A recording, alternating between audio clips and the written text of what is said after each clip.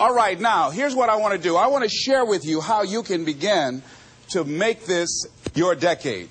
How many of you know within yourself, if you ask yourself the question, have I done all that I'm capable of doing or being and living up to my potential, how many of you have to really answer, no, I have not done all that I can do? Raise your hands, please. Okay, very good. Now, here's what we know. That people don't do what they know in life, but what they do is they operate within the context of the vision they have of themselves. So what I want to share with you is how to begin to get a larger vision of yourself and how to begin to make this your decade. Because in order to do that, it's going to be very challenging. It's going to require a lot of work on your part, an ongoing process of personal and professional self-mastery. And it's going to require that you begin to see yourself worthy of the requirements in terms of effort, in terms of commitment, in terms of action, in terms of preparation, or whatever it is that you need to do in order to take your life where you want to take it. So one of the first things I ask you to do is I want you to look at your life right now and think about something that's important to you, something that gives your life a sense of value. Think about something that you'd like to have or something you'd like to create for you or your family or for society. I want you to hold this thought in mind. Now, one of the first things I want you to do is don't worry about the inner conversation that you're going to have. Don't worry about how you're going to do it. That's going to come. You're going to develop a plan of action. You will find the way. You'll become the kind of person that can attract the people, the resources, and everything you need in order to make that become reality. But I want you to be mindful of your inner conversation. I remember once I was sitting in an audience, and Zig Ziglar, who I consider one of the greatest motivational speakers on the planet, he was giving a speech. And I was out in the audience, and I saw him going back and forth. And within myself, I said, I'd like to do that. I can do that. And I leaned over to the guy next to me. I said, how much do they pay him to do that? And he said, $5,000. I said, I know I can do that. And I admired him. And then on the way home, when I was driving from Tampa, Florida, back to Miami, Florida, my inner conversation kicked in. And it said, Les Brown, you can't do that. You don't have a college education. Les Brown, you can't do that. You don't have the money. You don't have the contacts. You've never worked for a major corporation. What makes you think that you can make more in 1 hour talking than you've made working for a whole month? Now, I want to ask you a question.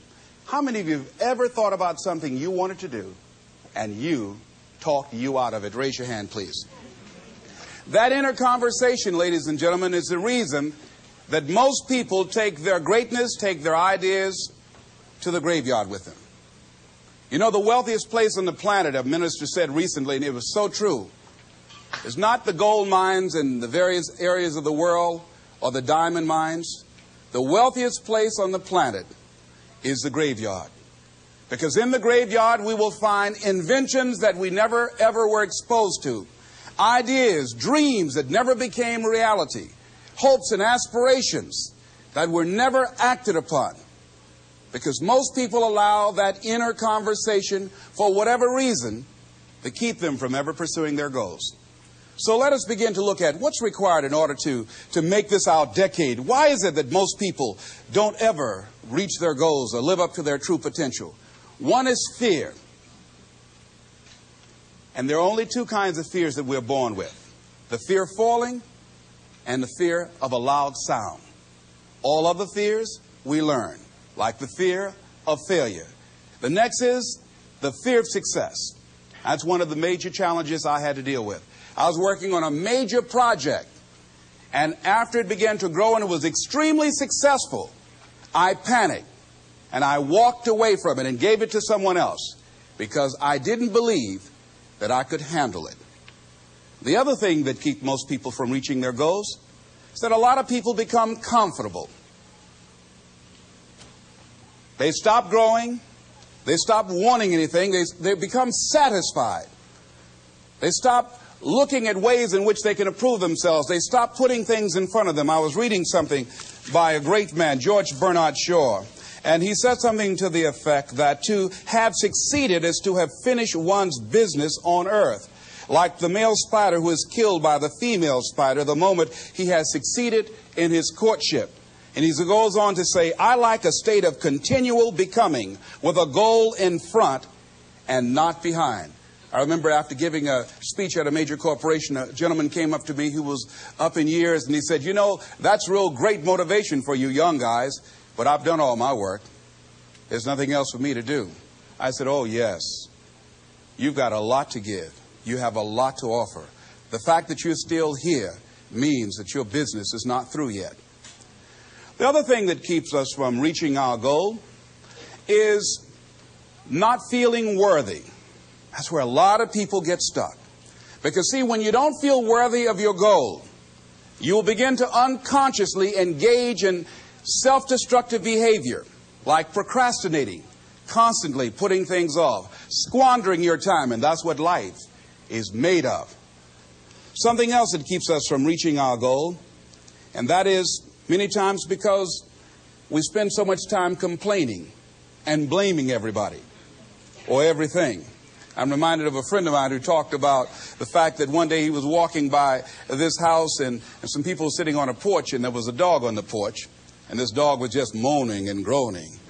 So he was curious, and he asked the owner, he said, "Why is this dog moaning and groaning?" And the owner said, "Because he's laying on a nail." He said, "Well, why doesn't he get off?" He says, "It's not hurting bad enough for him to get off." How many of you know people who moan and groan and complain about life all the time, all right? They might moan and groan about their job. "I'm sick of this job. I'm sick of you." And they just moan and groan and complain all the time and never do anything about it. They haven't got to the point where they're sick and tired of being sick and tired. They just have enough energy to complain about it, and they consider that, in fact, they believe that that's equivalent to doing something about it, just complaining. No, that can't get you where you want to go. That cannot create your reality for you. The other thing that keeps most people from realizing their true greatness and their true potential, circumstances, their environment. There are many people who believe because of where they're born, because of the area where they are in life and where they find themselves, that's all they know. Given my circumstances, ladies and gentlemen, I shouldn't be doing what I'm doing right now. See, I know something about you, even not knowing you, that you've got greatness within you. You have the ability to do things that you can't even begin to imagine. You have talents and skills in you that you haven't even begun to reach for yet. No one could have convinced me, given my circumstances, given my background, that I would be doing what I'm doing right now. I was born in Liberty City on a floor on 62nd Street, my twin brother and me.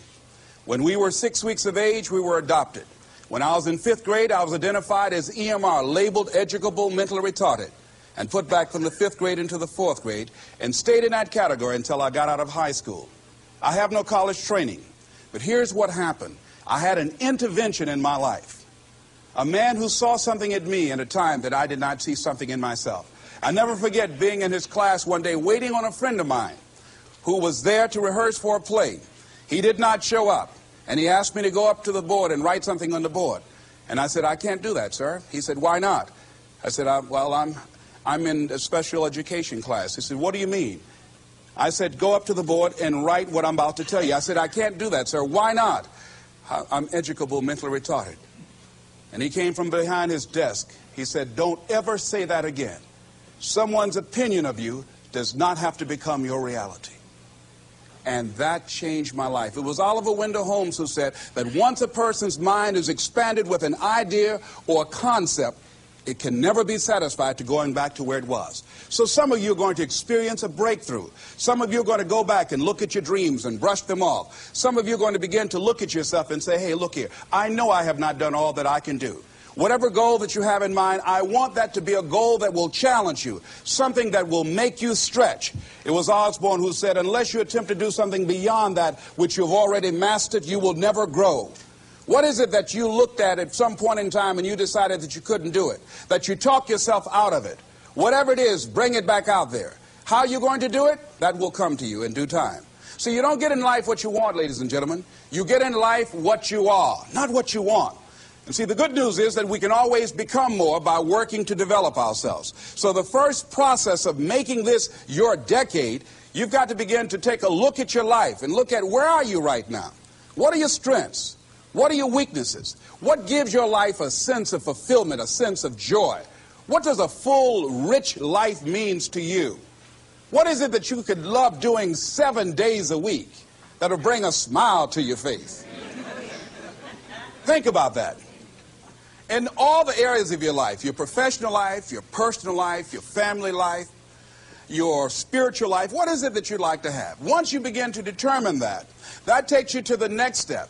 And that is, once you decide what it is that you want, now you've got to decide that you deserve that. Repeat after me, please. I deserve the best that life has to offer.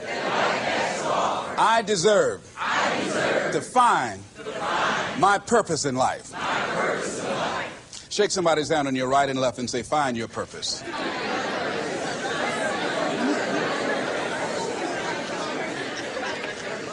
Do you know by actively pursuing your purpose, it could perhaps extend your life?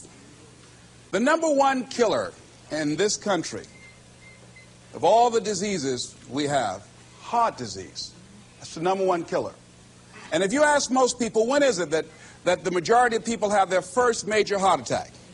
Some people will tell you as a result of obesity, or smoking cigarettes, or high cholesterol, or high blood pressure.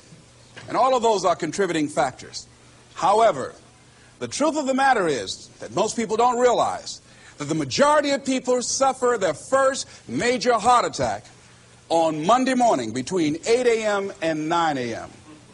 People getting ready to go to jobs that they don't like, jobs that are making them sick. You see, when you're not pursuing your goal, you are literally committing spiritual suicide. When you have some goal out here that you're stretching for and reaching for that takes you out of your comfort zone, you'll find out some talents and abilities you have that you didn't know you have. I started speaking just to elementary school kids because I knew they didn't know what I was talking about. And they gave me all kind of standing ovation. We like you, yeah. Then I graduated up to junior high school and then to senior high school and then to various community groups and church groups and civic associations and then to colleges and to businesses. Now I'm traveling across the country and then traveling nationally and internationally. But I never would have discovered what I'm able to do right now if I wasn't willing to take a chance.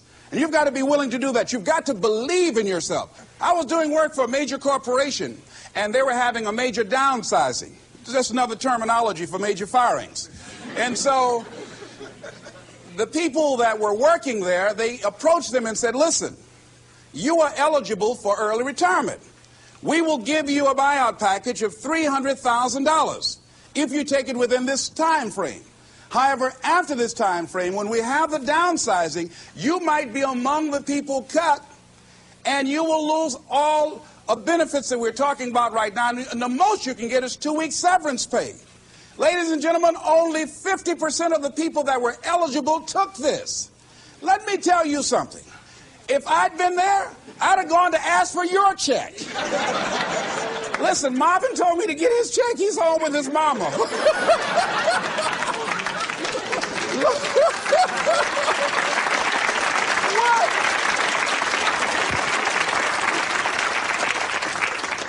I would have taken that money so quick and had other people checks. They said, Les got your check. See, ladies and gentlemen, life is too short trying to play it safe. It's too short and unpredictable, being miserable.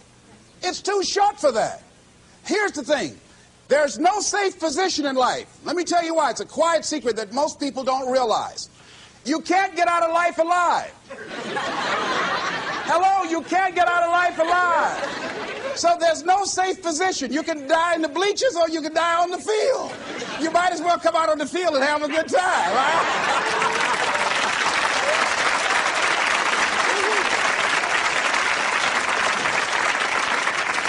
So if you want to make this your decade, you've got to decide to be bold. See, you got to be bold in life. You got to take life on. I remember I was at a major corporation. I had to give a presentation, and there were two guys sitting across from me, and the guy said to the other fellow, looking at the last two finalists, and that involved my firm and their firm, said, listen, looking at the credentials, this guy doesn't have any credentials. We have an advantage here. We've got 2 PhDs between us. I got up and I went in the bathroom and started talking to myself. I said, Les Brown, what do you care about their 2 PhDs? You have 6 children. And a mama to take care of. And I went in that meeting, and first of all, I went there walking bold, looking good, feeling good, and smelling good, all right?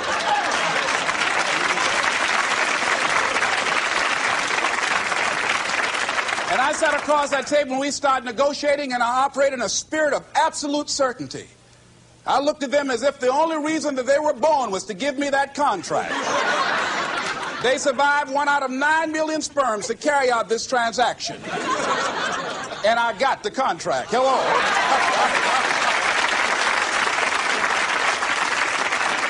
So you've got to decide to be bold. Most people go through life trying to creep. No, no, no. Trying to be casual about it. No, no, no. You go through life being casual, you'll end up a casualty. No. You've got to be bold in life. You've got to take life on.